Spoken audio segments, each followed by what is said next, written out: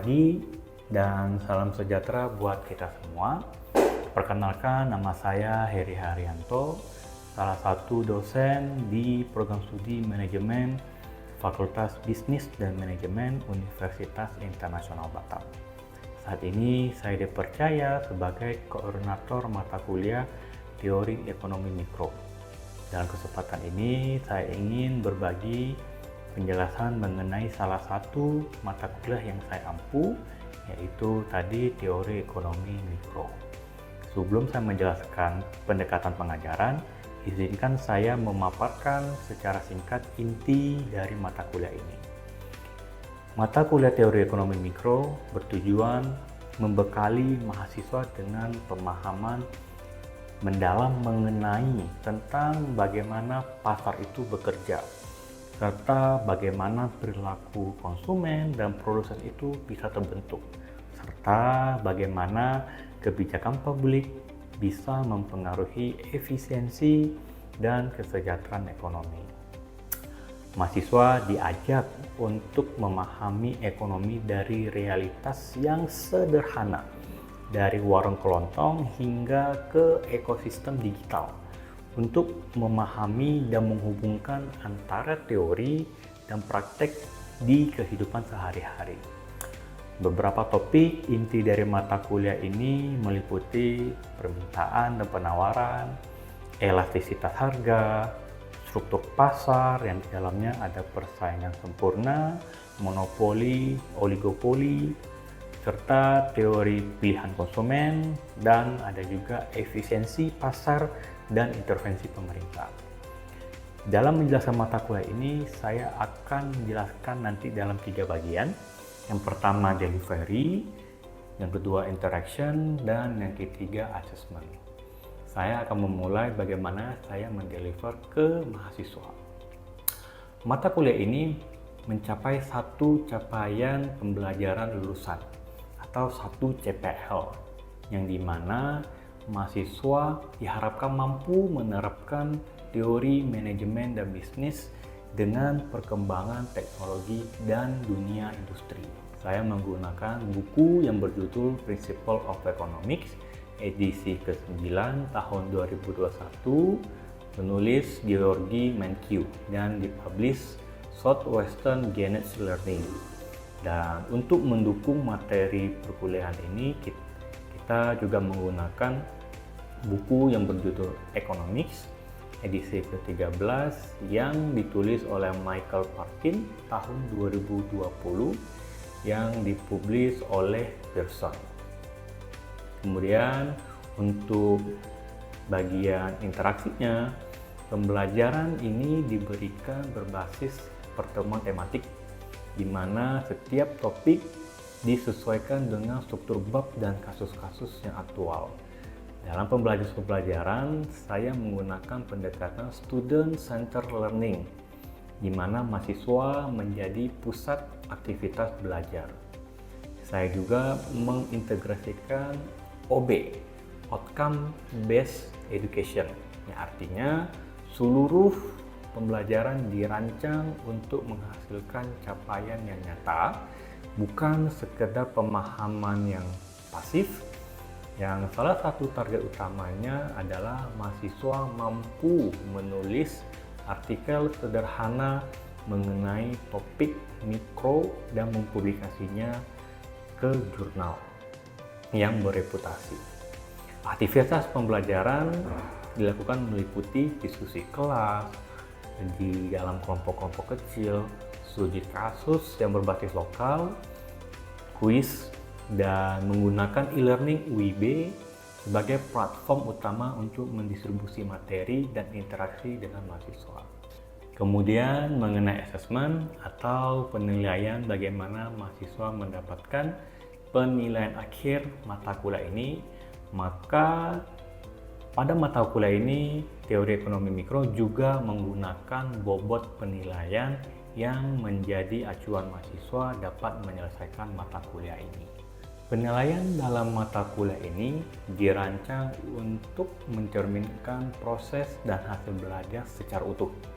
Komponen penilaiannya meliputi kuis formatif yang bisa berbasis platform e-learning UBB tadi, tugas terstruktur berbasis studi kasus dan artikel, kemudian ujian tengah semester dan akhir semester yang berbentuk aplikasi konsep, kemudian partisipasi aktif dalam diskusi. Evaluasi tidak hanya menggunakan hafalan, tetapi kemampuan mahasiswa dalam menganalisis, mengaitkan teori dan realita, dalam menyampaikan ide ekonomi secara terstruktur. Hasil tulisan mahasiswa yang terbaik bahkan telah dipublikasikan di beberapa jurnal bereputasi sebagai bukti ketercapaian pembelajaran berbasis outcome. Melalui desain pengajaran yang sistematis dan berbasis capaian, saya berharap mata kuliah ini dapat menjadi ruang bagi mahasiswa untuk berpikir secara ekonomi, membangun nalar kritis, dan menjadi pribadi yang adaptif terhadap dinamika ekonomi dalam kehidupan nyata. Demikian dari saya.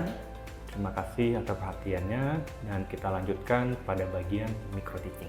Malam ini pertemuan kita yang kedua. Jadi kalau yang pertemuan pertama kemarin kita udah bahas tentang 10 prinsip ekonomi. Masih ingat apa aja? 1. People. Value trade-off. Apa lagi? Ada cost yang harus dibayarkan. Apa lagi? Rational thinking people thinking at the margin. Kita selalu pikir dari marginnya. Apa lagi? Respond to incentive, ada reward, ada punishment-nya. Lalu apalagi? Trade offer-nya membuat dua belah pihak saling menguntungkan. Lalu yang ke-6, market adalah tempat yang paling bagus untuk menjalankan aktivitas ekonomi. And then, pemerintah bisa banget improve market outcomes. 4S lagi, standar hidup satu negara tergantung bagaimana masyarakatnya produktif apa enggak. Apalagi harga barang akan menjadi mahal ketika kita uang kebanyakan. Dan the last one, trade off antara inflasi dan pengangguran. Oke, lalu yang kedua, kita belajar tentang hukum demand dan supply. Hukum demand apa? Nama? Yes, nama? Apa? Rumondang. Oke, apa rumon? Hukum demand apa? Harga naik, demand? Demand? Permintaan turun. Oke, good. Hukum supply. Yes, nama? Kelly, oke. Hukum supply, harganya naik, supply-nya? Ya, karena semakin ada keuntungan. Oke. Nah, hari ini kita ngomongin tentang elastisitas harganya. Oke. Nah, elastisnya itu ada ini lebih kurang objektif yang akan bakal kita pelajari. Apa itu elastisitas, lalu tujuannya apa kita mempelajari elastisitas ini supaya kita bisa mengerti apa, and then apa yang bisa mempengaruhi elastisitas demand dan supply. Oke? Nah, bayangkan gini, skenario pertama, kalian adalah pengelola jasa akun medsos. Oke? Kalian nge-charge orang $2.000 per bisnis lah ya, per bisnis $2.000. Lalu kalian handle 12 bisnis lah ya. $2.000 ada 12 bisnis.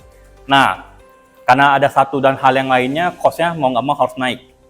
Nah, ketika cost-nya naik, mau nggak mau kalian akan adjust harga kalian. Pertanyaannya adalah, ketika kalian adjust harganya, kira-kira berdasarkan hukum demand, permintaannya bakal turun, tapi turunnya seberapa banyak? Nah, bisa 40%, bisa 20%, tergantung. Seberapa barangnya itu elastis apa enggak? Oke? Elastis itu apa? Ayo, yang bisa? Apa itu elastis? Nama? Dewi Maharani. Elastisitas. Turun harganya seberapa semangatnya orang membeli barang tersebut. Oke, seberapa sensitif? Oke, elastisitas adalah ngomongin tentang seberapa sensitif perubahan demand ataupun supply atas perubahan harga barang tersebut. Kalau hukum demand tadi harga naik, demand-nya turun. Nah, elastisitas kita mau lihat seberapa sensitif orang ketika harga satu barang itu naik, permintaannya turun berapa banyak, sensitifnya berapa banyak. Nah, kalau supply nanti kita lihat kalau misalnya harganya naik, seberapa sensitif produsen atas kenaikan harga barang tersebut. Nah, kalau demand berarti kita akan lihat dari sisi seller atau buyer. Seller atau buyer? Demand lihat dari sisi seller atau buyer? Buyer. Harga naik, demand-nya turun. Tapi turunnya seberapa jauh? Seberapa sensitif dia? Nah, itu tentang elastisitas. Oke? Nah, kita mau lihat. Contoh misalnya, ketika harga barangnya itu naik 10%, nah, Q-nya ini perubahannya kan hukum demand apa? Harga naik, demand-nya turun. Nah, sekarang kita pengen lihat, oh seberapa sensitif sih dia, ternyata harganya naik 10%, demand-nya turun 15%. Berarti naik dikit aja, ternyata perubahannya lebih tinggi dibandingkan kenaikan harganya. Nah, itu yang kita sebut nama price elasticity negatif. Kenapa negatif gini? Negatif itu kalau satunya naik, yang lainnya turun. Itu negatif. Oke. Kalau positif, yang satunya naik menyebabkan hal yang lainnya juga ikut naik. Itu nama negatif positif. Nah, sekarang kita bakal bahas apa saja sih yang bisa mempengaruhi elastisitas. Kalau kemarin kita pelajari apa saja bisa mempengaruhi demand, ada apa aja? Ada harga, apalagi jumlah buyer, income, apa else lagi? Price-related goods, ada substitusi sama complements. Apalagi expectation about the future, ada test tadi. Oke? Nah, ini kita mau ngomong si elastisitasnya ini. Yang bisa mempengaruhi si elastisitas ini apa? Oke? Contoh, kita bayangkan ya ada dua contoh. Harga barangnya sama-sama naik 20%. Oke, harga barangnya sama-sama naik 20%. Dan dampaknya mana yang lebih elastis nanti? Oke, Cheerios sama Airfare. Cheerios itu tahu Cheerios makanan snack gitulah. Kalau kalian Citato, kayak Citato gitulah ya. Airfare itu tiket penerbangan. Kalau dua-duanya harganya sama-sama naik 20%, mana yang mana yang demand-nya bakal turun lebih? Kenapa?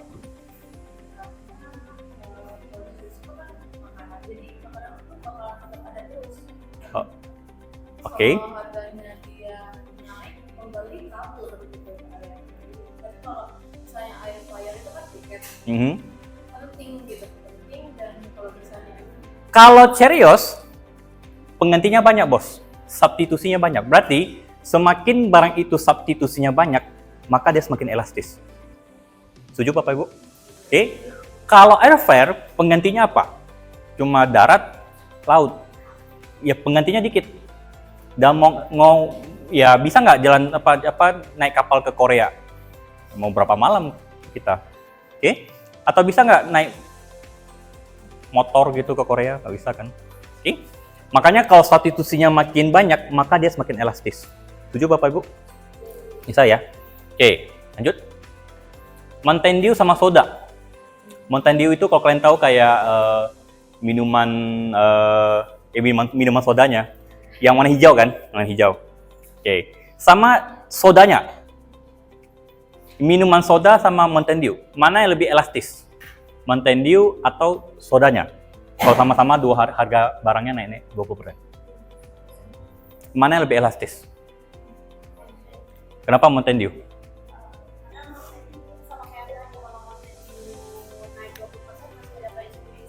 Oke.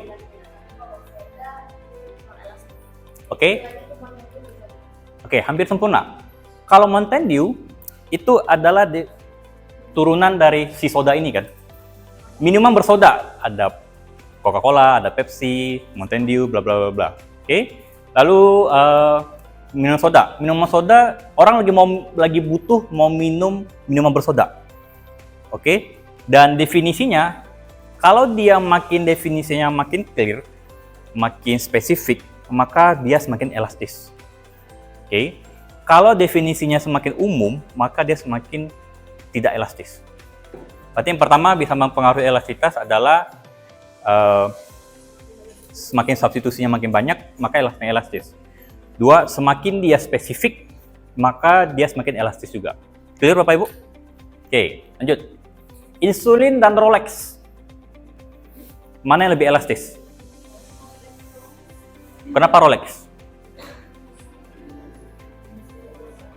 Insulin, ada yang tahu insulin? Obat diabetes. Kenapa Rolex? Lebih butuh mana? Jam Rolex atau obat-obatan? Insulin. Obat. Kalau orangnya sudah kena diabetes, dia bakal mengutamakan insulin atau Rolex?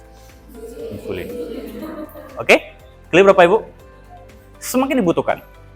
Oke, jadi selanjutnya semakin luxury satu barang, maka dia semakin elastis. Oke, kenapa? Kalau harganya turun dikit, orang langsung mau beli. Contoh apa? Emas. Oke, contoh barang yang elastis demand itu. Nah, nanti insulin kategorinya adalah barang-barang yang inelastis demand. Barang-barang yang meskipun dia naik, orang tetap mau beli.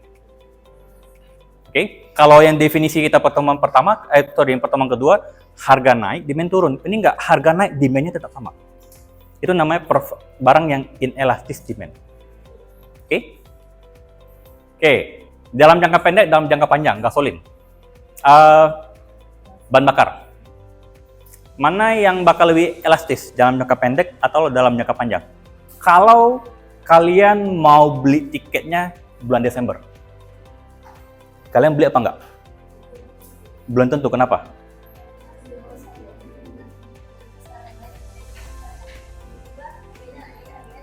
Oke.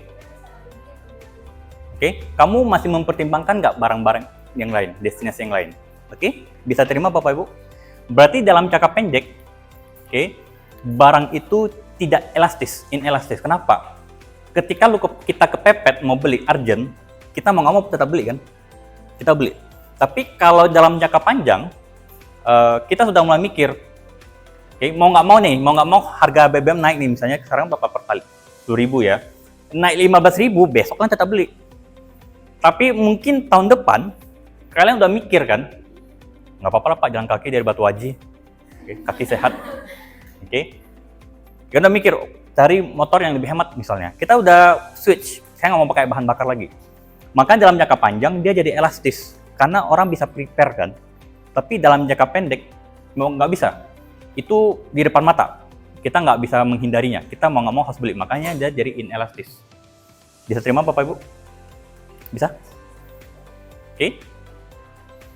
Nah, ini beberapa, ada 5 jenis nanti. Oke. Ada demand yang elastis, yang dia sensitif terhadap perubahan harga. Yang inelastis, yang dia tidak sensitif.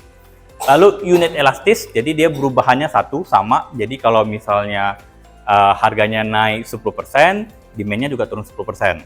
Nah, tapi kalau elastis, harganya naik 10%, demand-nya turun 15%, lebih tinggi. Tapi kalau inelastis, harganya naik 10%, mungkin perubahan demand-nya cuma 1%, lebih kecil. Gitu. Oke. Perfect inelastis, lalu perfectly elastis. Oke. Dan nih, semakin dia flat, maka dia semakin elastis. Kita belajar satu. Ada perfectly inelastis, ada perfectly elastis. Nah, pusing kita kan? Nah, oke. Perfectly inelastis, cara baca gini ya. Oke, caranya baca gini, sorry. Oke. Harganya mau naik atau mau turun, demand-nya nggak bergeser sama sekali. Nih. Kuantitinya nggak berubah. Harganya mau naik atau mau turun, Q-nya nggak berubah. Contoh barangnya apa? Apa? Beras, minyak, barang-barang yang kebutuhan sehari-hari. Oke? Harganya mau naik atau mau turun, kita tetap beli. Oke? Itu perfectly inelastis. Bisa terima Bapak Ibu? Oke? Kurvanya berbentuk vertikal. Jadi cara bacanya mau naik atau dia mau turun, Q-nya tetap akan sama. Di kelas ini ada 44 orang, yang 44 orang meskipun beras besok naik jadi sekian ratus ribu, tetap kita beli. Karena kebutuhan kita. Oke, ini biasanya barang-barang yang ya memang kita butuh banget. Yang kita nggak, yang hampir penggantinya nggak ada. Oke, bisa terima Bapak Ibu? Oke, Kemudian inelastic demand. Nah, inelastic demand itu gini. Yang tadi ya, jadi harganya berubah 10%, tapi perubahan Q-nya di bawah 10%. Jadi perubahan ininya, Q-nya, demand-nya lebih kecil dibandingkan perubahan harga barangnya. Ada perfectly inelastic, ada inelastic demand. Unit elastis, harganya turun 10%, demand-nya juga naik 10%. Begitu kebalikannya. Harganya naik 10%, demand-nya juga turun 10%. Di dunia nyata, hampir agak susah mencari yang betul-betul persis sama kan. Nah, biasanya kalau kecenderungannya ini ke barang-barang yang elektronik lah. Oke? Elektronik seperti kita di rumah itu Magicom ya lagi turun nih ya oke, ya udah beli. Nggak turun pun kita juga nggak ganti kan. Itu yang ya ini kan dia berada di tengah-tengah kan antara butuh sama nggak butuh. Gitu. Makanya dibilang unit elastis. Oke? Bisa terima Bapak Ibu? Oke. Elastis demand. Nah, ini yang kita sebut dia sensitif sama perubahan harga barang. Harga barangnya turun 10%, demand-nya naik lebih tinggi dibandingkan 10%. Apa contoh barangnya? Selain emas ya? Apa contoh barangnya? Yes. Naik lebih banyak dibandingkan contoh. Yes, selain emas. Pakaian, baju fashion. Apa? Yes. Luxury brand. Luxury, kembali lagi tadi mempengaruhi elastis. Luxury kan tadi kan? Yes tadi. Berlian. Perfectly elastic demand. Perfectly elastic demand. Harganya bisa infinity. Jadi elastis. Bener-betul sensitif banget. Oke? Demand-nya langsung berubah. Bahkan bisa sampai 0.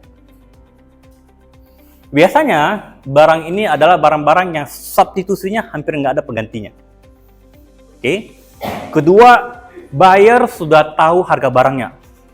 Jadi kalau sellernya naikin harga, dia langsung nggak mau. Nah, semakin dia itu di bawah, oke, semakin dia itu inelastis.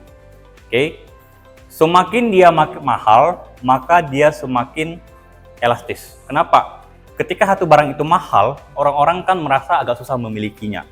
Dan ketika harganya turun, orang langsung pengen mau beli. Oke? Maka sini elastisnya 5, tinggi. Nah, tapi kalau untuk barang-barang yang tadi perfectly elastis ya, telur, mungkin garam, oke? Yang hari-hari kita butuh, oke? Kita sudah tahu harganya dan kita sudah tahu range-nya di mana dan substitusinya hampir nggak ada. Oke? Kalau kita naikin harga, kita makin untung atau kita rugi, cuma dua kan? Karena kita naikin harga, kembali lagi Q kita itu berkurangnya berapa banyak, semakin elastis apa enggak. Oke? Nah, skenario-nya pertama gini, kalau barang yang kita jual itu adalah barang yang elastis, kira-kira kita untung atau rugi? Rugi. Kenapa rugi? Karena orang merasa harganya naik, dia nggak butuh. Oke, dia nggak mau. Ya, bagi sebagian orang mungkin mengelola jasa medsos sekarang tidak terlalu penting. Oke, revenue kita bisa loss kalau barang kita jual itu elastis. Oke, tapi ya ini kalau barang kita elastis. Ketika kita naikin harga, maka revenue kita bakal turun. Tapi kalau barang yang kita jual itu adalah yang inelastis, oke, meskipun kita naikin harga, orang tetap beli sama kita. Oke, bisa terima Pak. Untuk yang demand, maka kita lanjut ke supply. Ingat, kita selalu bahas dua sisi ya. Ada demand, lalu ada supply. Nah, supply kondisi di mana orang mau produksi apa enggak. Kalau yang di demand, orang seberapa sensitif kita mau beli apa enggak. Kalau ini mau seberapa sensitif kita mau produksi apa enggak. Oke? Sama kalau kita pengen lihat elastisititasnya, misalnya ketika harga barang itu naik, oke, maka orang-orang bisa produksi lebih banyak. Oke, berarti dia barang-barang yang dia elastis. Oke? Konteksnya tetap sama, ada supply unit elastis, ada yang elastis, and then ada yang inelastis. perfectly inelastic supply. Oke. Cara bacanya, meskipun harga barangnya naik 10%, barangnya sama. Meskipun harganya turun sampai 0 pun, ya barangnya tetap sama. Kuantitinya sama. Contoh barangnya apa? Jangan 10% deh. Harga barangnya naik 100%, tapi kuantiti di pasaran tetap sama. Apa contohnya? Pasir mah tanah lah ya. Tanah, oke. What else lagi? Itu mungkin mungkin bisa ke inelastis sih. Iya. Tapi ini perfect inelastis, kuantitinya nggak berubah sama sekali. Kalau tanah tadi kan mungkin pantai, mungkin kita bisa ada apa sih namanya, reklamasi, bisa ada open lahan baru, oke. Tapi dia perfectly inelastis. Harganya mau naik 10% pun, kuantiti di pasarannya tetap sama. Emas bisa diproduksi. Apa? Air unlimited. Minyak bisa diproduksi terus. Sama kagak minyak kan? Oke, lukisan Mona Lisa ada berapa di dunia? Mau naik $1.000, 1000 kali lipat pun ada berapa dia? 1. Setuju Bapak Ibu? Oke? Itu perfectly inelastis. Barang-barang yang betul-betul langka, yang dia kategorinya limited. Makanya Bitcoin kategorinya elastis atau inelastis supply? Kategorinya Bitcoin ada berapa supply-nya? 21 juta. Cuma 21 juta. Mau berapapun harganya, barangnya cuma 21 juta.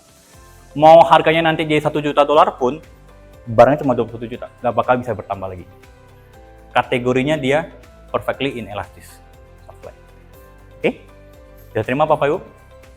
Oke.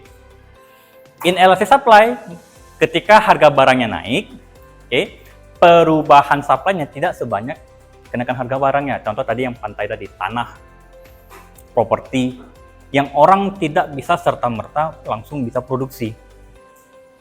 Bisa? Bisa terima? Lahan parkiran yang ada di Grand Batam, itu kategorinya inelastic supply. Bisa ditambah? Bisa. Mungkin ditambah tingkatnya, tapi nggak bisa langsung. Bisa terima? Inelastic supply adalah barang-barang yang ketika harga barangnya naik, produsen tidak bisa langsung memproduksi barangnya. Setuju? Jadi meskipun dia naik tinggi nih, orang belum tentu bisa produksi. Atau harga barangnya turun, tiba-tiba harga supply-nya juga berkurang. Nggak bisa. Jadi tidak bisa serta-merta kita bisa langsung produksi. Oke? Bisa terima? Oke. Unit elastis. Nah, unit elastis ini kalau tadi demand saya ambil contoh barang-barang elektronik, jadi ya Miyako yang segala macam.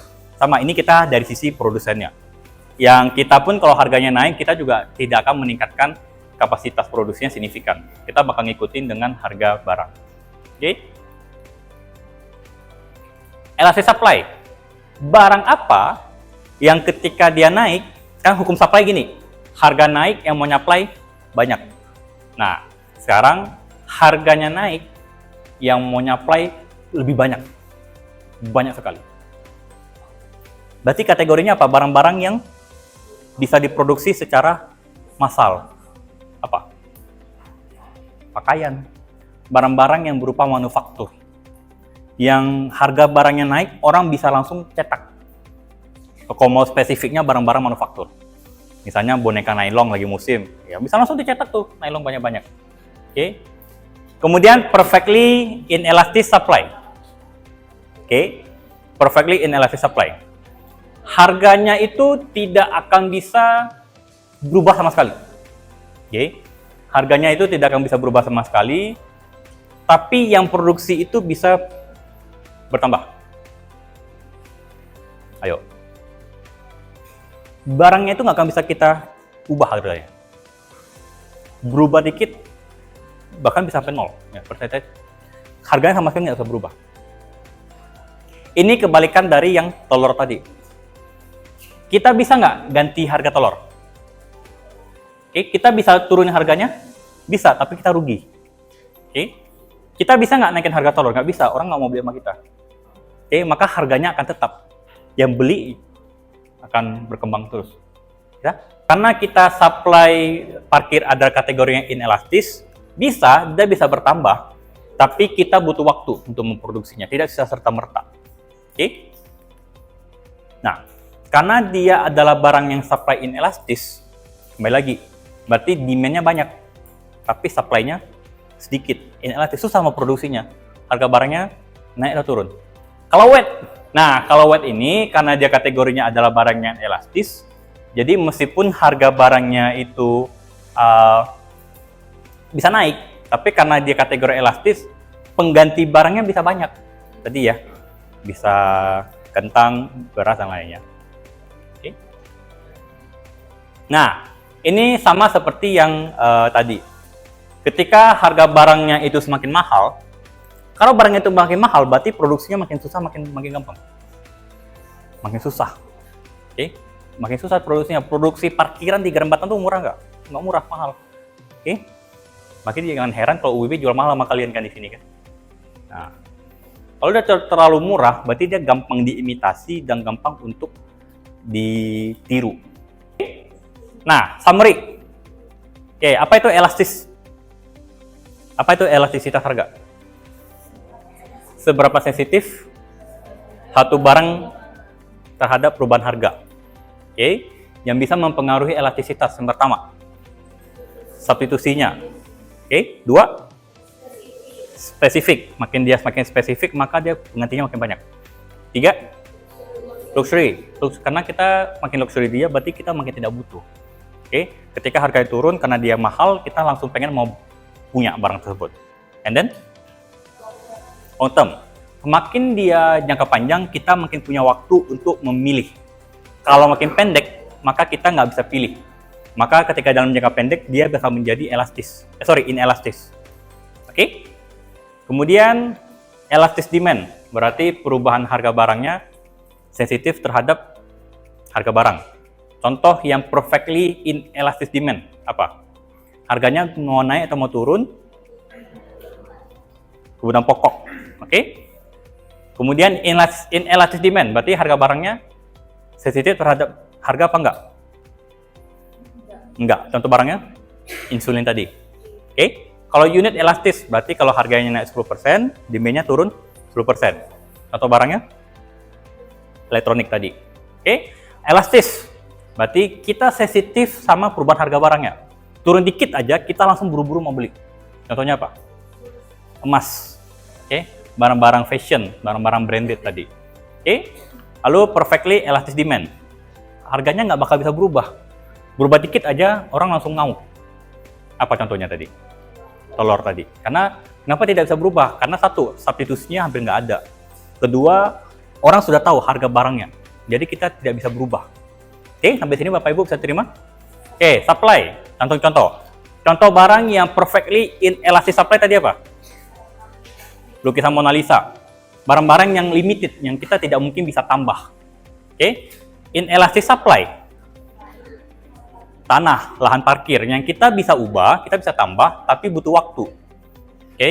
Kalau unit supply berarti dia sama seperti yang demand tadi. Naik 10%, supply-nya juga naik 10%. Contohnya tadi barang-barang elektronik. Oke? Lalu barang-barang yang elastis supply. Contohnya apa tadi? Pakaian. Barang-barang yang bisa produksi secara massal. Oke, harganya naik, kita langsung bisa copy, kita bisa langsung produksi secara banyak. Oke, barang-barang manufaktur. Oke, last one, perfectly elastis. Kita switch dari kebutuhan pokok tadi. Oke, clear Bapak Ibu? Ada yang mau tanyakan? Oke, kalau nggak ada, selesai untuk materi hari ini. Nanti kita lanjut pertemuan selanjutnya. Oke, thank you.